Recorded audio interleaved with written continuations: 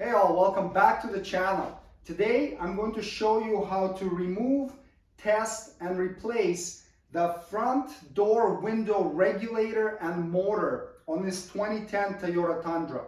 The testing procedure in this video will apply only to the vehicles that are not equipped with the automatic up and down feature. This truck only has auto down on this side, so the testing would be different on the models with a fully automatic windows, but the removal and installation procedure is the same. Remove this bezel inside the inner door handle using a trim tool, and I'll put the links in the video description for some of the tools that you may find helpful in performing this job.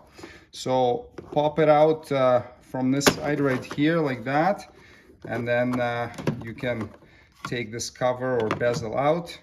Take out the number 2 Phillips head screw.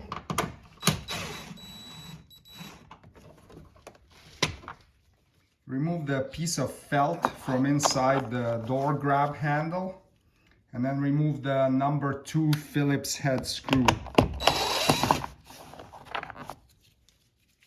Press on the center of this little clip right here, and then you can take the clip out. Remove this master window switch by pulling it straight up, and then you can tilt it back, and you've got a big connector right here you need to disconnect. This is the regular cab model. The Crew Max or double cab may look slightly different, but essentially you need to depress the little tab here, and on this one you slide this back, and then you can slide the connector out of there. Pop the courtesy door light out, and then disconnect the connector. Remove this piece of trim right here. So oftentimes this little clip stays in the body. You can squeeze it with your 2 fingernails and pull it out like this, and then you can reinstall it back onto this trim until it clicks. Now you can hold the door from closing with your knee, and then pull on the door cover, the door panel, and pop it off like this. Now you can lift it off and disconnect the cables inside. You've got the white cable on top and green one on the bottom. Grab it right here and just slide it up, and then take the little ball out of its socket like that, and then the same with the green one. Lift it up and slide the little ball out. And now you can take this door panel off the vehicle. Double check to make sure that all these white clips stayed in the door panel and didn't stay in the holes in the door. Sometimes they do. In that case, pop it out with a trim remover and then just reinstall them back into the panel. Now you'll need to peel back some of this plastic cover for access, this vapor barrier. If the vehicle is warm, it can peel off pretty easily from this glue or dum-dum or the sticky black tar. If it's cold, it can be quite hard, so you may need to warm it up with like a hair dryer or a heat gun or something. And then again, depending on the temperature, it may be easy, it may be hard. What you want to avoid is ripping the plastic itself, so don't rip a huge hole in it. And you can use like a putty knife or a razor blade, those sort of things to help you get in there and get this putty either cut or peeled back. So just use whatever tools you have available in order to do this without ripping the plastic into shreds.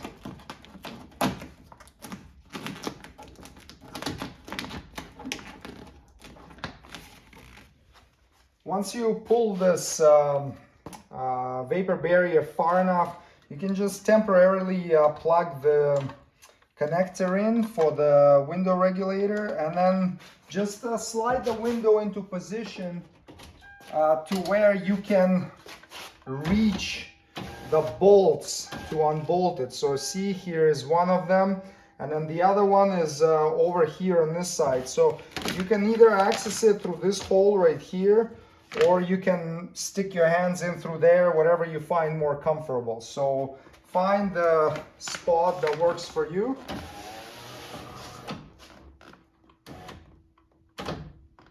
This is good. Remove the bolts holding the window to the regulator, 10mm heads, and the other one's inside there.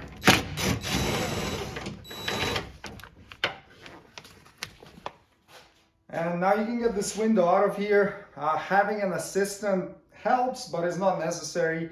So you'll just need to tilt it and then slide it out.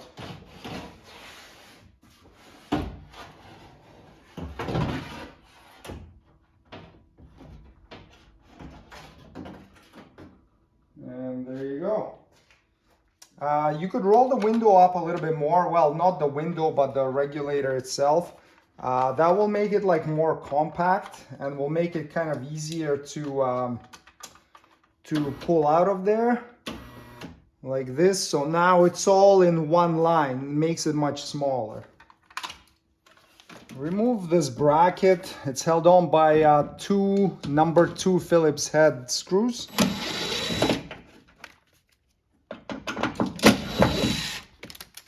Unplug the regulator electrical connector. The tab is right there on the bottom.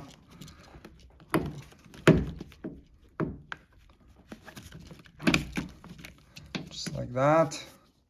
Peel off a little bit more of this vapor barrier, because you'll need access to all of these bolts right here. There are 6 of them, so just peel off enough of the barrier so you can get to these 6 bolts. Now loosen this top left one, but don't remove it. Just loosen it a bit. This will prevent the regulator from dropping down when you unbolt the rest of them. Remove the other 5 bolts, 10mm heads.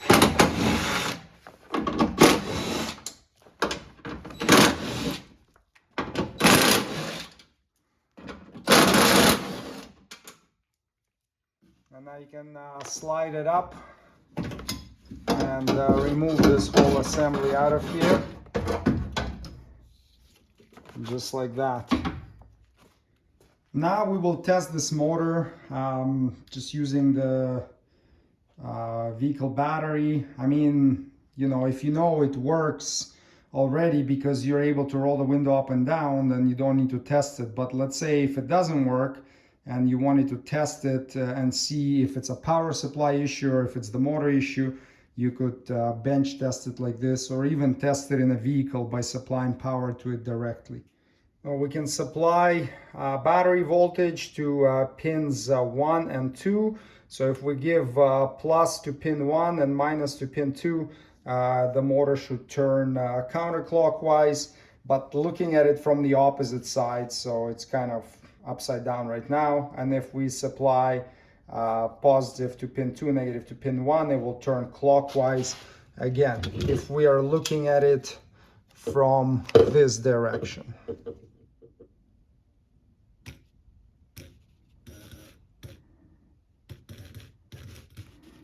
Okay, so it works one way.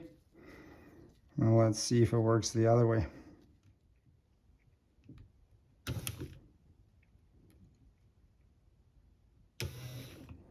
Good to go. If you end up having to replace the motor, it's held on by these 3 bolts. Just be aware that there is a spring here, so depending on what position it's in, when you unbolt it, this arm will want to move in relation to this piece right here, so you don't want to get your hands pinched in there or whatnot. So you may want to like tie these 2 together with a zip tie or something, just to prevent your finger from getting crushed in there.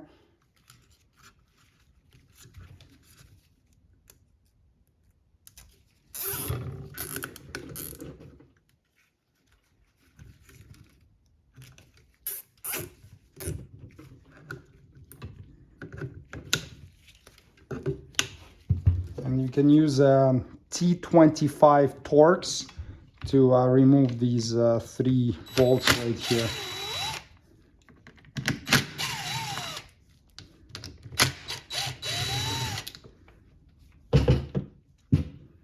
And the motor comes out. Grab your replacement part and reinstall, or maybe you're replacing the actual regulator itself. Doesn't matter, same difference. And then put the 3 bolts back in and tighten the bolts to 48 inch-pounds or 4 foot-pounds. Now you can cut these zip ties off.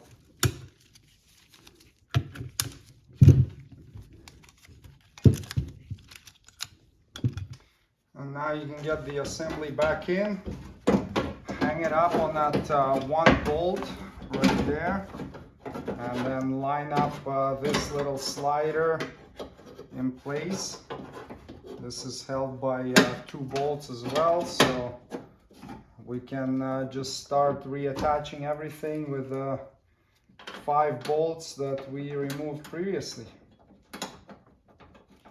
Now we can tighten the bolts to 71 inch-pounds or 6 foot-pounds.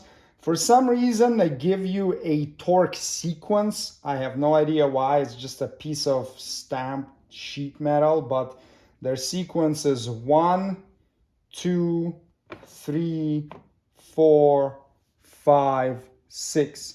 So they want you to tighten the bolts in that sequence. And that's what we're going to do. Get these cables through here and re-glue some of this vapor barrier. If it doesn't stick, warm it up a bit with a hair dryer or a heat gun, and then we can reinstall this bracket right here.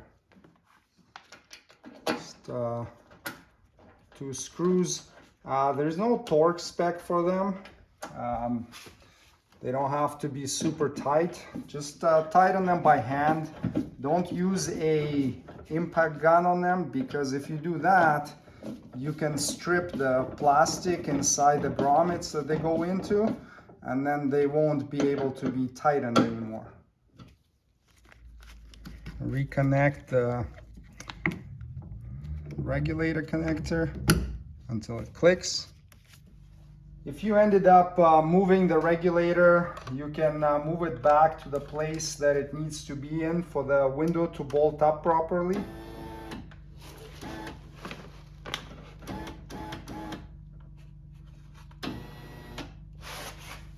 I need to move this bar over so I can see where the window is actually supposed to sit. That looks good.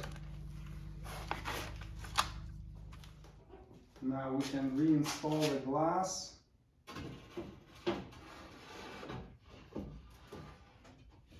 Get it into the channel in the front. Like this.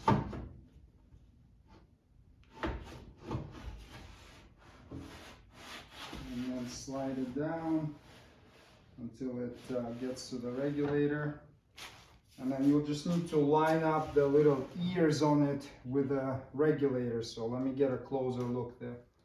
So we just need to lift it slightly and make sure it fits inside this channel. And the same on the other side of the glass. Reinstall the 2 bolts.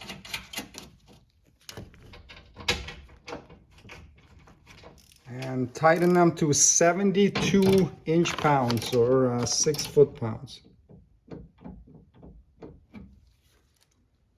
Now re-glue the rest of this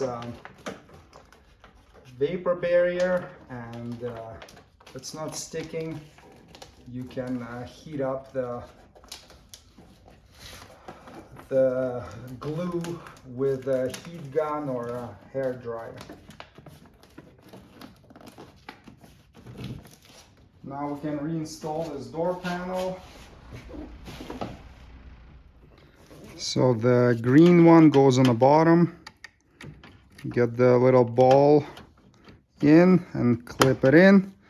And then next is the white one, just like that. Feed this harness through the opening, and then you can hang the panel back up. So lift it up just slightly above this edge here, so you can engage it, and then press down, and then you can go around and clip in all the clips. But before we do that, we should get this light harness out through this hole, and now we can clip everything in.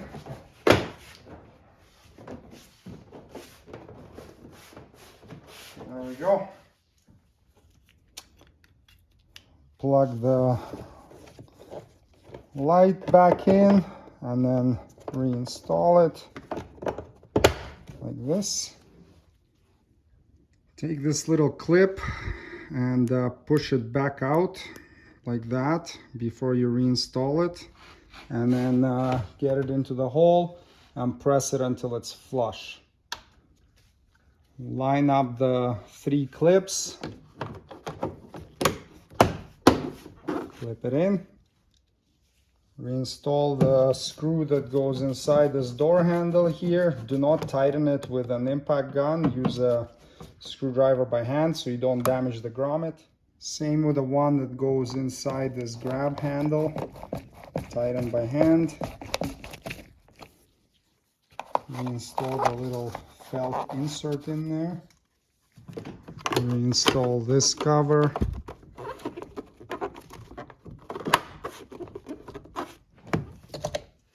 And now connect the connector. So this piece here slides. You want to get the connector in all the way and then slide this in until it clips, and then clip this whole bezel down. So this truck was not equipped with the automatic up rolling windows, just the auto down. So on these ones you don't need to initialize anything, like everything's gonna work fine. But if you had the one with a feature where the windows can automatically roll up, you would need to initialize the regulator and the motor after replacing the motor. So if you replace the motor with a new one, you would follow this procedure. You would fully open the window by pushing this button down and holding it for 1 second or longer with the window fully open. And then you would fully close it, and then you would hold it for 1 second or longer with it fully closed. And after that, it should be initialized. So that's the procedure for when replacing the window motor with a new one. Now, if you didn't replace it with a new one, but unbolted it or moved it around, or maybe your window doesn't fully open, let's say, when you press the down button, you would need to do a different initialization. So for that, you would fully close the window and hold the switch up for 6 seconds or more. So you gotta wait 6 seconds. And if the window stops halfway while doing it, you would release the button and then push it up again until it closes. And then hold the switch up for at least 6 seconds. Now you would fully open the window and you would hold the switch down for at least 1 second or longer. Then you would release it, and then you would press down and hold it again for at least 4 seconds. Okay, so once 4 seconds goes by, now you would close it again, and then you would hold it in a closed position for at least 1 second. So that would initialize it. So 2 different procedures depending on what you did with it. So there you go. The job is completed. Thanks for watching. Subscribe if you'd like to see more Toyota Tundra maintenance and repair videos. See you next time. Cheers.